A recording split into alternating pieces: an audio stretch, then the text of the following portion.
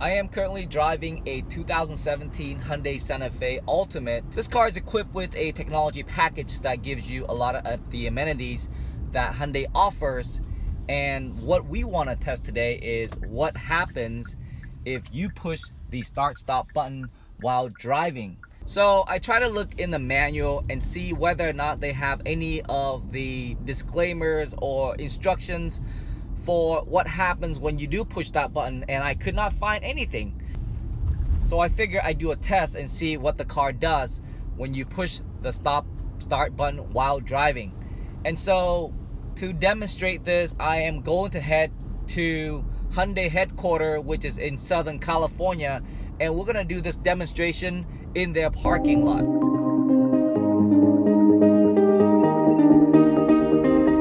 Alright, so hopefully you can see this, but we're currently heading into Hyundai headquarters, and they're not gonna like it because it's a weekend and they don't want any visitors here on the weekend. The parking lot is gonna be very empty, and we're just gonna do it. We're gonna do this really quickly and we're gonna get out. So so hopefully we're not gonna offend anybody here at Hyundai headquarters.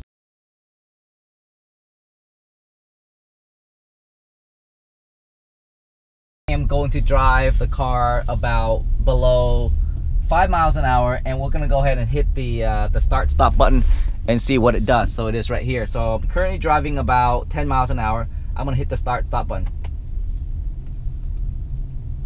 I'm gonna do it again. Okay. Nothing happens.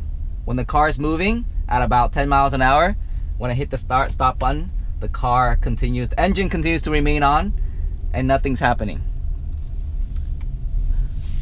Next, I'm gonna try to press it for like a couple seconds to see if it kills the engine while going around 10 miles an hour, below 10 miles an hour. Okay, so the engine is now dead.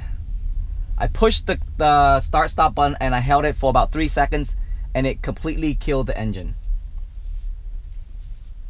Okay, I'm gonna put myself into park,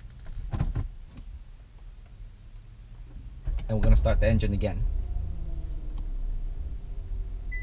So now I'm gonna try to find a street that's rather empty, and we're gonna test this theory at 40 miles an hour. I'm gonna try to keep the inside lane just in case something happens and I can pull in and it's not gonna be a big problem.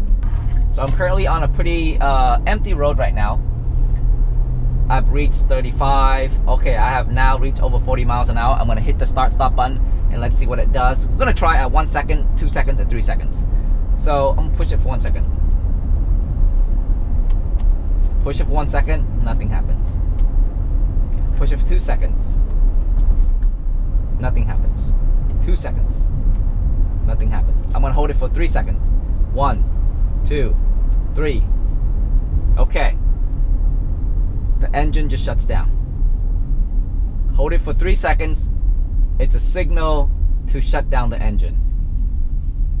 So my engine's completely shut down right now, and I'm gonna try to start the engine while in park and see what the car does. Okay, the car goes into the starting position, but it says to shift to park or neutral to start the engine. So I'm gonna shift to neutral, and I'm gonna start the engine. So you can actually start the engine when you are in neutral, which is pretty awesome on a start-stop car. However, your foot has to be on the brake in order for this function to work. So here's what I found out so far that's kind of somewhat surprising to me. If we touch the start-stop button for just 1 second, Hyundai has a built-in mechanism that says this is probably an accident. The driver probably does not want to kill the engine, and therefore let's keep it on. This happens whether or not you're cruising at below 10 miles an hour or above 40 miles an hour. But as soon as you hold the start-stop button for 3 seconds or longer, it is now detecting that you really mean to kill the engine. You deliberately want the engine to stop. And therefore it does what the driver wants, which is it kills the engine and it slows the car down because there's no more power that's being applied to the wheel. And one thing that kind of surprised me also is that you can actually start your engine while you're in neutral as long as you step your foot on the brake. Now, this does not happen with a traditional turn ignition. With a traditional turn ignition, you will need to be in park in order for you to start your engine.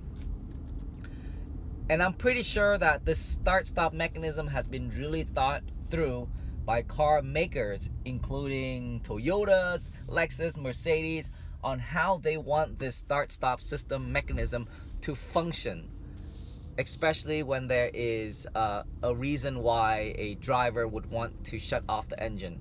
So based on what I've seen in the Hyundai Santa Fe and what I've seen in other cars, I'm pretty sure that this is a pretty universal feature that's in almost every car with the start-stop.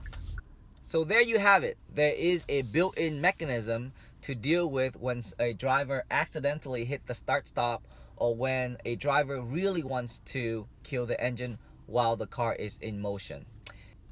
If you enjoy cars like me, please subscribe to this channel, and I will see you in the next video.